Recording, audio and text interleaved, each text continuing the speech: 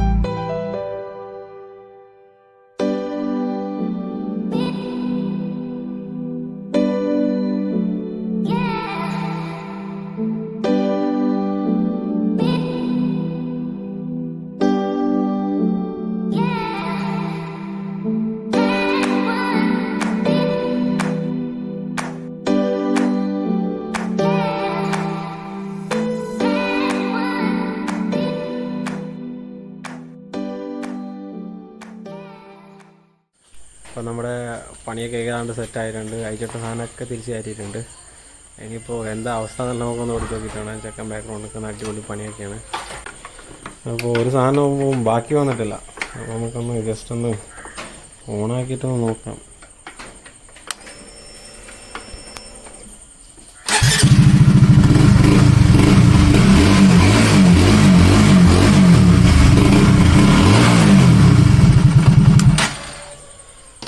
വണ്ടി ഓണാണ്.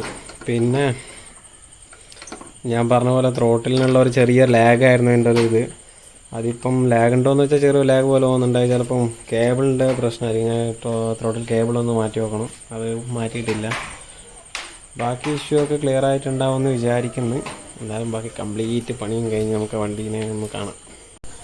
അപ്പോൾ ഇതൊക്കെ കിറ്റ് എല്ലാം ചെയ്ത് കിറ്റൊക്കെ കയറ്റി എല്ലാ സാധനങ്ങളും ഇട്ട് വണ്ടി സെറ്റായിരിക്കുന്നുണ്ട്. മുമ്പിലോട്ട് തന്നെ ആക്കിയിട്ടിട്ടുണ്ട്. ഞാൻ പറഞ്ഞതിലോട്ട് കേബിളിന് ചെറിയ ഇഷ്യൂ ഉണ്ട്. കേബിളിന് മാറ്റേണ്ടതായിട്ട് എന്താണെന്ന് വരും. പിന്നെ ബാക്കിയെല്ലാം ഞാൻ ത്രോട്ടിലൊക്കെ ചെയ്ത് നോക്കുമ്പോൾ നല്ല അത്യാവശ്യം കുഴപ്പമില്ല. മുമ്പതിനെക്കാട്ടൊരു ഫ്രീ ആയതിലോട്ട് തോന്നുന്നുണ്ട്. ബാക്കി ഓടിച്ച് നോക്കിയാൽ അറിയാൻ പറ്റും. അപ്പോൾ ഫ്രണ്ട്സ് എല്ലാവരും ഞാൻ പറഞ്ഞതിലോട്ട് എന്താ പറയുക, ചെയ്യാൻ പറ്റുന്ന കാര്യങ്ങൾ നമ്മുടെ വണ്ടിയിൽ നമുക്ക് ഇതേപോലെ ടൈം സ്പെൻഡ് ചെയ്യാം. വണ്ടിയുടെ ബേസിലുള്ള ആൾക്കാർ ഇങ്ങനെയൊക്കെ ചെയ്താൽ തന്നെ അത്യാവശ്യം പ്രോബ്ലംസ് നമുക്ക് ഈ വർക്ക്ഷോപ്പിൽ പൈസ നേരിട്ട് കൊണ്ടുപോയിട്ട് നമുക്ക് തന്നെ ചെയ്യാൻ പറ്റും ചില കാര്യങ്ങൾ. അതിന് അവൈലബിൾ ആയിട്ടുള്ള കിറ്റുള്ളവരൊന്ന് ശ്രമിച്ച് നോക്കാം. എല്ലാം ചെയ്യണമെന്ന് ഞാൻ പറയില്ല. കാരണം ചില കാര്യങ്ങളും ചില മൈന്യൂട്ടായിട്ടുള്ള കാര്യങ്ങളും ഭയങ്കര സെൻസിറ്റീവ് ആയിട്ടുള്ള കാര്യങ്ങളൊക്കെ ബൈക്കിലുണ്ട്. അതൊക്കെ ഒന്ന് നമ്മളെ ശ്രദ്ധയൊക്കെ കൊണ്ട് പോയാൽ സാധനം പോകും. നല്ല കോസ്റ്റ്ലി ആയിരിക്കും സാധനങ്ങളൊക്കെ. അതൊക്കെ ഒന്ന് ശ്രദ്ധിച്ച് ചെയ്യാം. അപ്പം അടുത്ത വീഡിയോ ആയിട്ട് വരുന്നവരെ ടേക്ക് കെയർ.